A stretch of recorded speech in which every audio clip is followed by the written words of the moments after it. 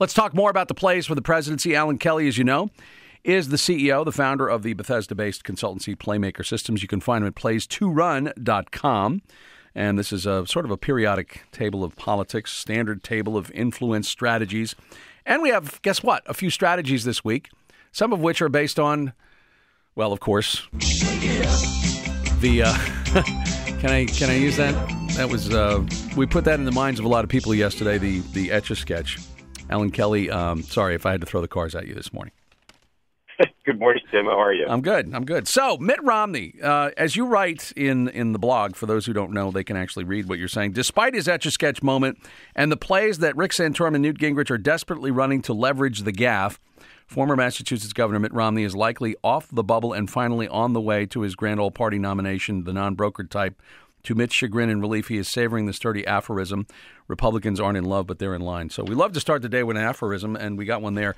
But, I mean, you're right. He's probably still on his way to the nomination. But, gosh, there are so many of these things that just keep bothering him time after time. There are. I don't know. He can hardly help himself. This time, we've talked a lot about surrogates, and this time, again, a surrogate, went a little bit left on him, no pun intended. And that's the problem with surrogates. You want, on one hand, you want high credibility, but the more credibility you have, the less control you have as well. So it's always a fingers crossed experience, having other people do your bidding. So, of course, Mitt is prone to his own gaffes, too. But it was not a good week when it should have been a good one. Now, you write about the plays that have gotten him to this point so far, things that he has done well that have enabled him to get this far in the nominating process. Let's talk about one of them, and you call these screens. Give us examples of those. Well, a screen is the idea. It's simply the name that we give to the strategy whereby you try to affiliate yourself or your agenda with something larger than you or your agenda. And it is as simple as Martin Luther King standing conspicuously in front of the Abraham Lincoln Memorial. You get the idea. Mm-hmm. So I think screens that have worked well for Romney are, for instance, his talking about my executive business leadership. Okay. He could talk about our struggling economy. He has talked about your jobs, and he has lately even talked about my wife. Not my wife, I mean Mitt's wife. Yeah, he wouldn't be talking about your wife. It wouldn't do him much good on the end. Not that she's not a fine person. I still to my wife, but those are things that are issues, that are symbols, that are things which enhance and sort of naturally give window dressing more powerful to what he could do otherwise. And let's just sort of flesh that out a little bit. Let's listen a little bit to Mitt Romney talking about the economy. This November, we face an important decision. Our choice will be not one of just party and personality. This election is going to be about principle. Our economic freedom will be on the ballot. And I intend to offer the American people a choice. Now, let's also talk about his wife. And Ann Romney has been considered, and a lot of people have looked at this, a great asset for Mitt Romney on the campaign trail. Here he is talking about Ann Romney. I have another friend who I want to have say hello. My sweetheart of 42 years, Ann Romney.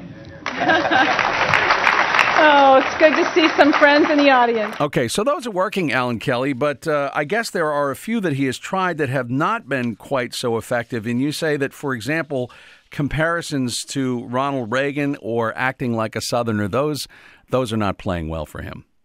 Yeah, the Southerner, the hunter, the big game hunter, the NASCAR fan, references to Reagan seem somehow cloying, if not gratuitous. And so I don't think that those symbols or references have worked all that well.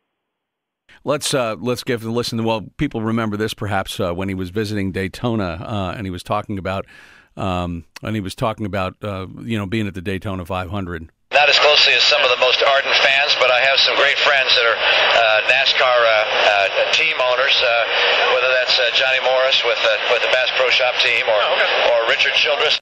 And by the way, he also had mentioned something about cheesy grits, which didn't make him seem like one of the tribe, if you will. It didn't work out too well for him. I want to get back in a way, if we could, to the question about what's been going on with the Etch-a-Sketch. And part of that is because he's been on the road and he's he got a little bit testy at an event taking place, and this was following up on that. Let's give a listen to him. I think I just answered the question. But an avail is more than just one question, Governor, if you don't mind me saying. Actually, this wasn't an avail. It was a chance to respond to a question I didn't get a chance to respond to. Thanks. All right, now he is using what you have referred to as a deflect, I guess. When it comes to being asked about certain things, I guess he tries to go somewhere else. I will, deflects or deflects, depends on how you say it. My grandpa said umbrella. I say umbrella. But at any rate, he's using a diversionary strategy there to buy some time to try to get the thrust of a point coming at him to bend away. And we've heard him use this particular deflect before. He has said it very openly. I'm thinking, he'll say, I'm not here to talk about, or no, he'll say, you get to ask the questions that you want to ask. I get to give the answers that I want to give. Well, that actually is a clever deflect, and it's a way to buy him time and to help him keep in control of the situation where he's trying to think of an answer. Deflects are great for just buying you a little bit of time so that you can find the right play to run momentarily or later. But the ones that don't work? Well, ones that don't work is if he still say something like, hey, I'm not here to talk about Seamus, the dog on the roof. I'm here to talk about jobs. Or you might say, well, yeah, I guess I penned an op-ed on, that little fact of letting the auto industry fail. But I'm here to talk about the economy and you. So, you try to get off the subject and onto one that you like. Why does one work and not the other, Alan? Usually has to do with credibility or the credibility of the speaker, what we call the focal player, or the relevance, to the topic. If you've got Mark McGuire in Congress saying, I'm not here to talk about my drug use, I'm here to talk about tomorrow, well, that's deflect, but there's problems with his credibility. There's problems with the relevance of that statement. Okay, Alan Kelly with us again. Alan is CEO, founder of the Playmaker systems. We've talked about a couple of the techniques that Alan discusses: screens that have worked and didn't work, deflects that worked or didn't work, or deflects. And also, let's talk some about labels because, for example, Mitt Romney has been labeling his opponent, Rick Santorum. He's never run a business or a state. His plan? Economic illiteracy. Inexcusable.